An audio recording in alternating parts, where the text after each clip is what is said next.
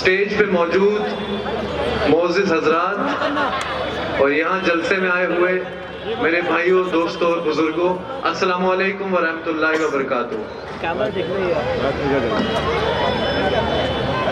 मैं बहुत ही मुख्तसर से अल्फाज में अपने दिल की बात आपके सामने रखूंगा। मुझे उम्मीद है कि आप इसको समझेंगे।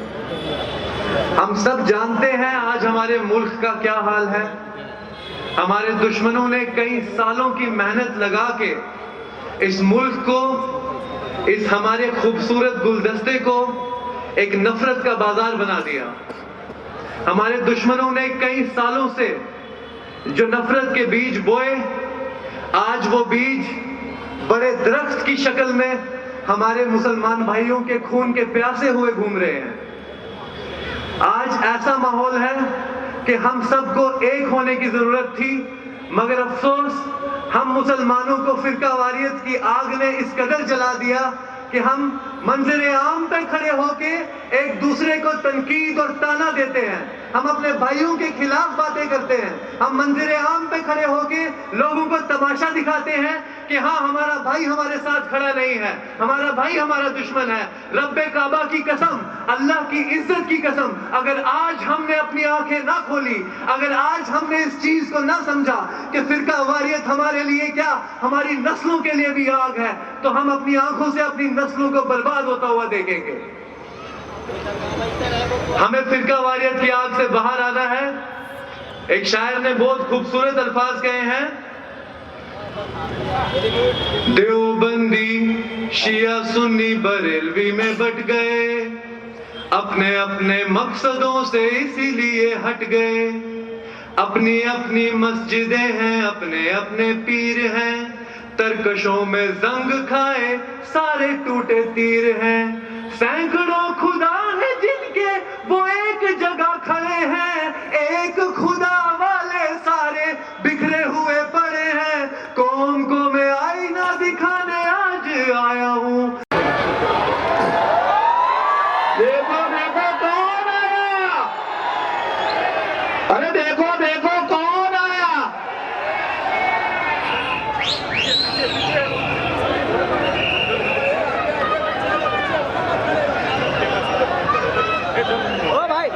हमारे बीच ओवैसी साहब आ गए हैं और मैं आप सब लोग से यही गुजारिश करूंगा कि हमको फैयाज भाई की एक ताकत बनना है। हमें किसी के बहकावे में नहीं आना है। बहुत से लोग आएंगे, भाई मसाल को वोट दो, हमें वोट दो, तो ये सब ढकोसले जो लोग कर रहे हैं वो बंद कर दे। हमारी एक ही आवाज है, पतंग पतंग पतंग। हमें आपकी पतंग उड़ाना है और पतंग को जिताना है, फैयाज अहमद को जिताना है।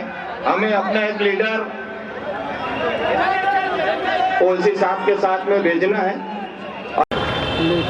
543 की लोकसभा में वो तो अपने नारे बहुत लगा रहे थे, चीख चीख कर लगा रहे थे। अगर किसी ने मुसलमानों के लिए मुसलमानों का सर ऊंचा कर, यूपीटी उद्धव शिवसेना से जामशुदकर है और एक शिंदे शिवसेना है, उससे यामिनी यादव है।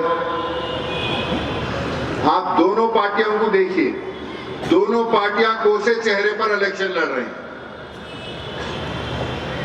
ये शिवसेना भी बाल ठाकरे की फोटो लेकर इलेक्शन लड़ रही है और वो सेना भी बाल ठाकरे की फोटो लेकर इलेक्शन लड़ रही है। और फैयाज अहमद किस फोटो को लेकर इलेक्शन लड़ रहा है, देखिए आप।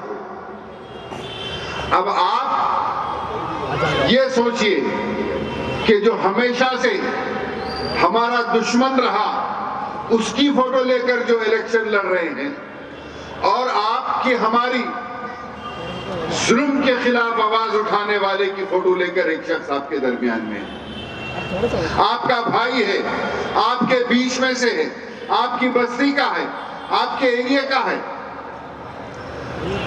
हम गुज़िश्ता कई वक्त से मैं खास तौर के ऊपर बाइकल्ला की आवाम से गुजारिश करूंगा, ये कहना चाहूंगा कि 2014 के अंदर भी मजलिस इत्तेहादुल मुस्लिमीन आपके दरमियान में इलेक्शन लड़ी,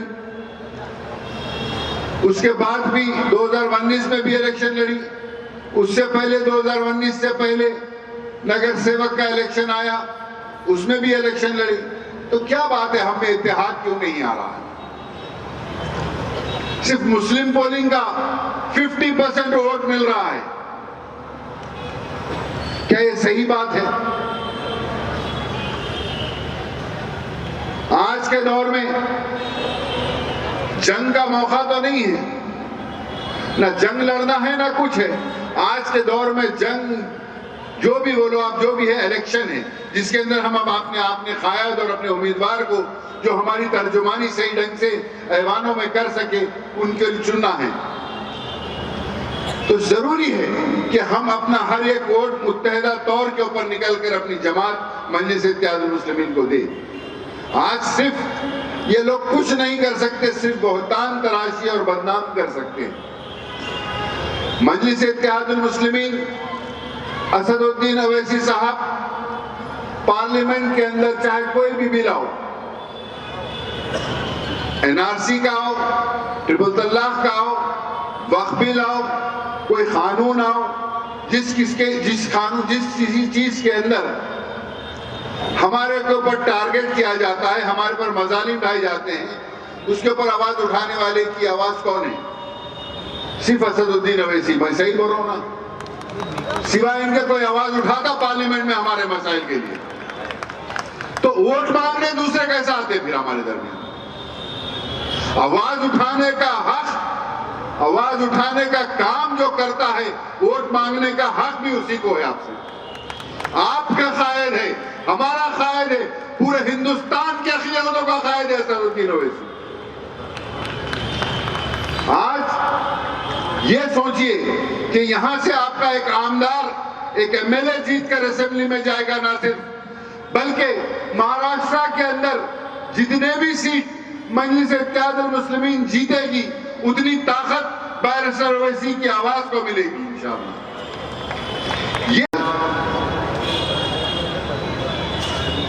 यूपीटी उद्धव शिवसेना से जामशुदकर है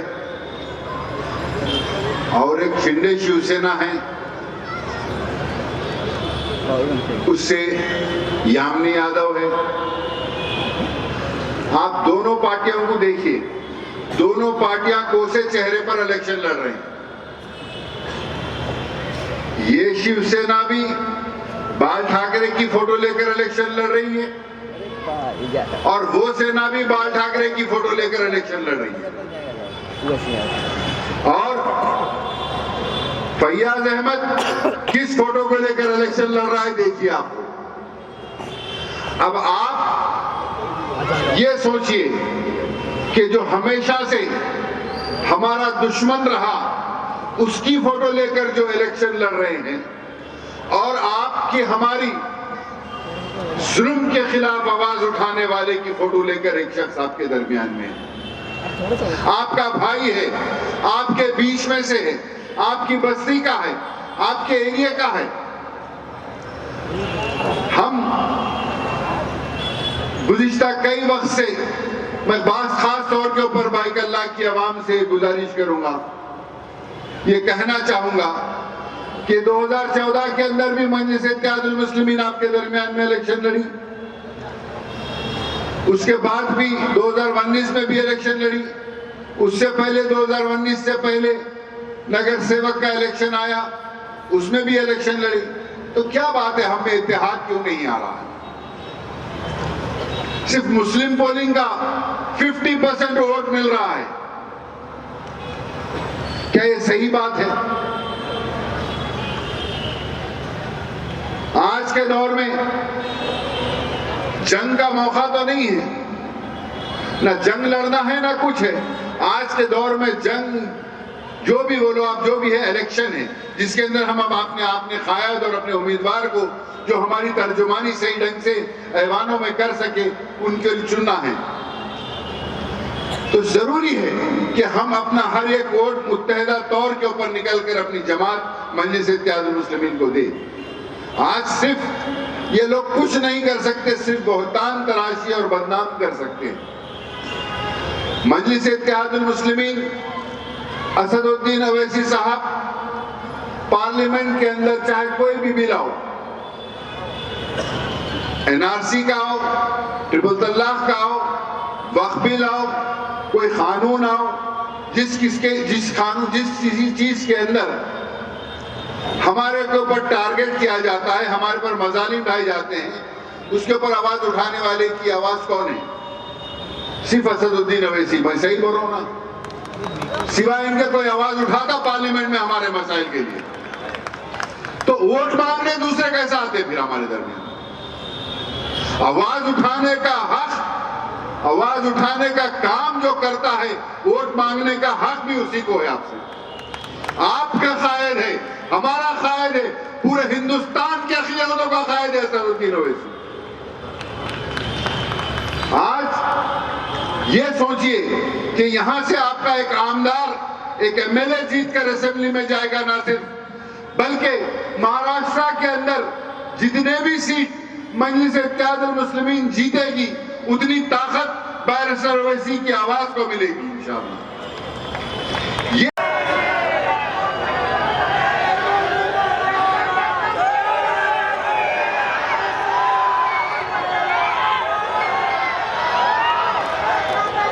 बिस्मिल्लाहिर्रहमानिर्रहीम।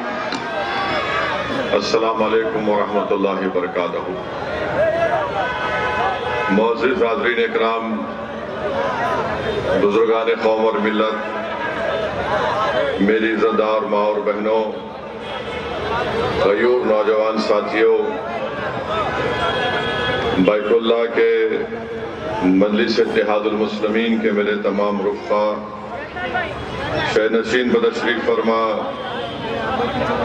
बैतुल्लाह के मजलिस इत्तेहादुल मुस्लिमीन के उम्मीदवार जनाब फैयाज अहमद खान साहब, हैदराबाद से तशरीफ लाए रुकन असम्बली जनाब अहमद बलाला साहब, मजलिस इत्तेहादुल मुस्लिमीन के कौमी तर्जुमान जनाब आसिम वक़ार साहब, जनाब डॉक्टर दानिश साहब, डॉक्टर दावर साहब, जनाब डॉक्टर अब्दुल हकीम साहब, जनाब खालिद सिद्दीकी साहब, जनाब सईद पापा साहब, जनाब अब्दुल हमीद साहब, जनाब रब्बानी साहब, मजलिस इत्तेहादुल मुस्लिमीन के सीनियर कायद हैदराबाद से तशरीफ लाए जनाब तैयब साहब, तो साबिक़ा रुकन बल्दिया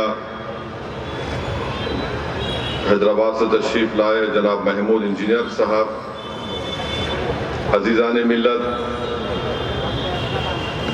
मैं आप तमाम का शुक्रगुजार हूँ कि आप लोग ने अपना कीमती वक्त निकाल कर आज जनाब फैयाज साहब के इस इंतखाबी जलसे में आपने शिरकत की। आज 11 नवंबर है और पूरे मुल्क में मौलाना अबुल कलाम आज़ाद की यौम पैदाइश के तौर पर मनाया जाता है। मैं आपको मौलाना आज़ाद के बारे में चंद बातें बताना ज़रूरी समझता हूँ ताकि आप हमारी सियासत को समझ सकें। 11 नवंबर को मौलाना आज़ाद की पैदाइश के तौर पर मनाया जाता है। वज़ीर आज़म ने भी और कांग्रेस पार्टी ने भी और मुख्तलिफ पार्टीज ने इस बारे में सोशल मीडिया पर आपकी पैदाइश का जिक्र किया। ये बात आपको जानना ज़रूरी है कि मौलाना आज़ाद इस मुल्क के मुजाहिदीन आज़ादी में आपका शुमार होता है। आप कई मरतबा इस मुल्क की आज़ादी के लिए जेल की सोबतों को बर्दाश्त किए। आपने जेल में बैठकर कुरान करीम का तर्जुमा भी किया। आप दो अखबारात कलकत्ता से निकालते थे अंग्रेजों के खिलाफ, आवाम में अंग्रेजों के खिलाफ बेदारी पैदा करने के लिए, तो अंग्रेजों ने उन दोनों अखबारात पर पाबंदी लगा दी। फिर आपको कलकत्ता से अंग्रेजों ने निकाल दिया। मौलाना आजाद इस मुल्क के पहले एजुकेशन के मिनिस्टर बने। अब यहां से तारीख शुरू होती है। जब संविधान बनाया जा रहा था, उसको हम अंग्रेजी में बोलते कॉन्स्टिट्यूएंट असेंबली और उर्दू में बोलते दस्तूर साज असेंबली। जब मौलाना आजाद, मौलाना हिफ्जुर रहमान साहब रहमतुल्लाह अलैह, आपको याद दिलाने के लिए कह रहा हूं कि संविधान बनने से पहले सेपरेट इलेक्टोरेट्स की एक लिस्ट होती थी, माने हल्के अलग होते थे मजहब की बुनियाद पर। फिर आरक्षण मिलता था मुसलमानों को, मगर जब बात कॉन्स्टिट्यूएंट असेंबली में चले गई, मुल्क का विभाजन हुआ, पार्टीशन हुआ, जब मुल्क के दो टुकड़े किए जा रहे थे, तो ये बार बार जो ताकतें और तंजीमें इस मुल्क की सेकुलरिज्म के दुश्मन रही है, वो तंजीमें जो इस मुल्क की आजादी में अपना कोई रोल अदा नहीं किए, जैसा कि आरएसएस, वो बार बार भारत के सबसे बड़ी अक़लियत मुसलमानों पर इल्जाम लगाते हैं कि तुम्हारी वजह से मुल्क का विभाजन हुआ, तुम लोग इस देश को छोड़ के चले जाओ। आप और हम सुनते हैं इन लोगों की जबानों से। तो जब मुल्क का विभाजन हो रहा था, बल्कि उससे पहले मौलाना आजाद कांग्रेस के सदर थे, मौलाना आजाद अपनी किताब इंडिया विंस फ्रीडम, जिसको उन्होंने वसीयत की कि मेरे मरने के 30 साल के बाद इसको छापना चाहिए, उस किताब में मौलाना आजाद लिखते हैं कि मुझे बड़ी तकलीफ हुई। मैं ये समझ रहा था कि उस वक्त अंग्रेजों से जमाने में कैबिनेट प्लान मंजूर हुआ था कि कांग्रेस पार्टी उसको मंजूर करेगी, और मंजूर हो गया था। जब नेहरू कांग्रेस के सदर बने, पहले तो मौलाना आजाद को जब उन्होंने एक बयान दिया था इस बारे में, तो उनको मजबूर कर कांग्रेस की सदारत से हटाया गया। और फिर उसके बाद मैं आपको तारीख का हवाला देकर कह रहा हूं कि महात्मा गांधी ने नेहरू को खत लिखकर कहा कि अब अगर किसी मुसलमान को सदर बनाना है तो ऐसे आदमी को बनाओ जो हमारी बात को सुनता है। मौलाना आजाद नेहरू के उस बयान पर नाराज हुए कि कैबिनेट प्लान को नेहरू ने कहा कि नहीं, मैं नहीं मानता इसको। मौलाना आजाद ने कहा कि कांग्रेस की वर्किंग कमेटी को बुलाओ। जब वर्किंग कमेटी में ये बात मौलाना आजाद ने कही कि तुम ये बात कैसे कह सकते हो, ये तो पार्टी का फैसला था, तो जवाहरलाल नेहरू ने कहा कि देखो ये बड़ी एम्बैरेसिंग बात हो जाएगी, शर्मिंदगी की बात हो जाएगी कि पार्टी के सदर की बात को तुम लोग रद्द कर रहे हो। फिर उसके बाद जब मुल्क के दो टुकड़े होने जा रहे थे, तो मौलाना आजाद अपनी किताब में लिखते हैं कि मैं दौड़ा नेहरू के पास, नाउम्मीद हो गया। मैं दौड़ा गांधी के पास, नाउम्मीद हो गया। मौलाना आजाद ने कहा कि मैं तकलीफ में था कि मुल्क के क्यों दो टुकड़े किए जा रहे हैं। मुल्क के दो टुकड़े हो गए। जब संविधान बनाने की बात आई और जब संविधान बनाने की उस कमेटी में मुसलमानों के लिए रिजर्वेशन की बात आई, तो मौलाना आजाद लिखते हैं, क्या लिखते हैं कि जब मैं और मौलाना हिफ्जुर रहमान मुसलमानों के लिए आरक्षण की बात करते तो पटेल मुसलमानों से तजम्मुल साहब होते थे, और एक मोहतरमा होती थी, उनका नाम याद नहीं आ रहा मुझे, सरदार पटेल इन दोनों को बोलते उठो जवाब दो, आजाद का और हिफ्जुर रहमान साहब का। और वो लोग खड़े होकर क्या बोलते, आजाद देश के हित में बात करो, देश के हित में नहीं है कि मुसलमानों को रिजर्वेशन मिले। आजाद बोलते थे कि कम से कम रिजर्वेशन दे दो। तो आजाद की बात नहीं सुनी गई मौलाना आजाद की, और मौलाना आजाद ने तारीखी जुमला कहा था कि ये कॉन्स्टिट्यूएंट असेंबली मेरे लिए एक नया कैद खाना बन गई, मेरे लिए एक नया कैद खाना बन गई, क्योंकि वो अंग्रेजों के जमाने में कई मरतबा जेल में थे। ये आरएसएस संघी के लोग जेल नहीं गए थे। मौलाना आजाद जेल में रहते थे 10-10 महीने, 11-11 महीने, 9-9 महीने, एक नहीं सैकड़ों मरतबा जेल को गए। वो शख्स को ये कहा गया, तजम्मुल को उठाया गया, कोई मोहतरमा को उठाया गया, उन्होंने कहा नहीं नहीं नहीं। आज क्या होता है, आज अगर कोई मुसलमानों के लिए संविधान के दायरे में कोई बात करता है तो जिस तरह वहां पर तजम्मुल को उठाया गया था, ऐसे कई लोगों को उठाया जाता है। ये भड़काऊ भाषण दे रहा है, इसकी बात का यकीन मत करो। फिर मौलाना आजाद एजुकेशन के मिनिस्टर बन गए, तो एजुकेशन के मिनिस्टर जब वो बन गए, रिजर्वेशन की एक कमेटी थी, उसमें उस वक्त के नाम निहाद मुसलमानों को कमेटी का मेंबर बना दिया गया। और जब आरक्षण की बात आई तो कोई भी मुसलमान उस कमेटी में मुंह नहीं खोला, कोई मुंह नहीं खोला। ये मैं कहां से कह रहा हूं कि मुंशी के कागजात पढ़ेंगे तो आपको मालूम हो जाएगा।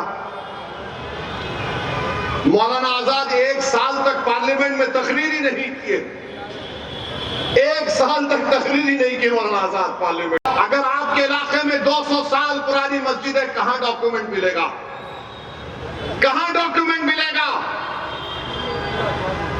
हाजी अली की दरगाह पर दावे पेश करते हैं, वो खैर वो ट्रस्ट में है, मगर वहां पर भी जाके बोलेंगे नहीं नहीं नहीं है।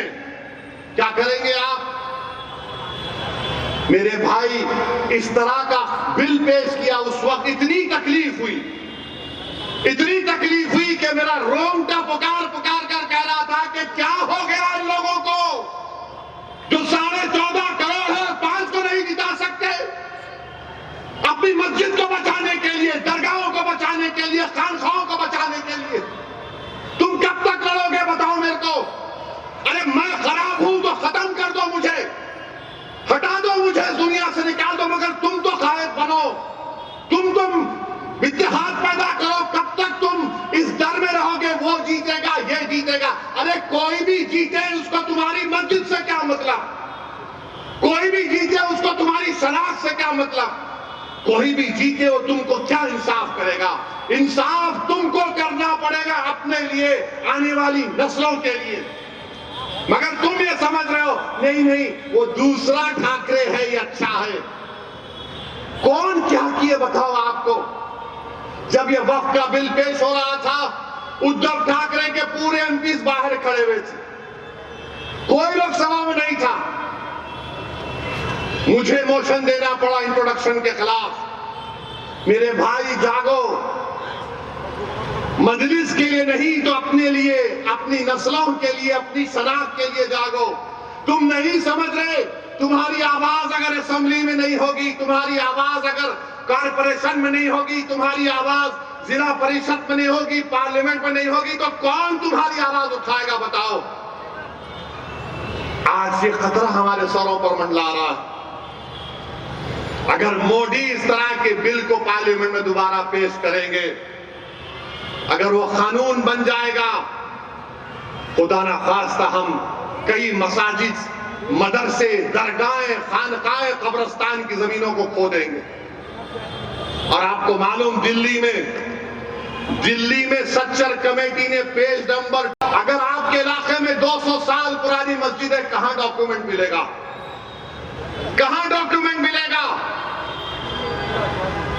हाजी अली की दरगाह पर दावे पेश करते हैं, वो खैर वो ट्रस्ट में है, मगर वहां पर भी जाके बोलेंगे नहीं नहीं नहीं है। क्या करेंगे आप?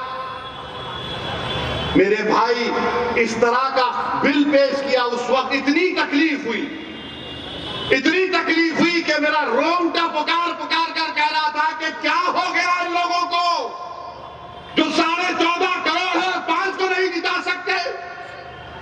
अपनी मस्जिद को बचाने के लिए, दरगाहों को बचाने के लिए, खानखाहों को बचाने के लिए तुम कब तक लड़ोगे बताओ मेरे को। अरे मैं खराब हूं तो खत्म कर दो, मुझे हटा दो, मुझे दुनिया से निकाल दो, मगर तुम तो कायद बनो, तुम इत्तेहाद पैदा करो। कब तक तुम इस डर में रहोगे वो जीतेगा ये जीतेगा। अरे कोई भी जीते उसको तुम्हारी मस्जिद से क्या मतलब, कोई भी जीते उसको तुम्हारी शनाख्त से क्या मतलब, कोई भी जीते हो तुमको क्या इंसाफ करेगा। इंसाफ तुमको करना पड़ेगा अपने लिए, आने वाली नस्लों के लिए। मगर तुम ये समझ रहे हो नहीं नहीं वो दूसरा ठाकरे है ये अच्छा है। कौन क्या किए बताओ आपको। जब ये वक्फ का बिल पेश हो रहा था उद्धव ठाकरे के पूरे एमपीज बाहर खड़े हुए थे, कोई लोग सभा में नहीं था। मुझे मोशन देना पड़ा इंट्रोडक्शन के खिलाफ। मेरे भाई जागो, मजलिस के लिए नहीं तो अपने लिए, अपनी नस्लों के लिए, अपनी शनाख्त के लिए जागो।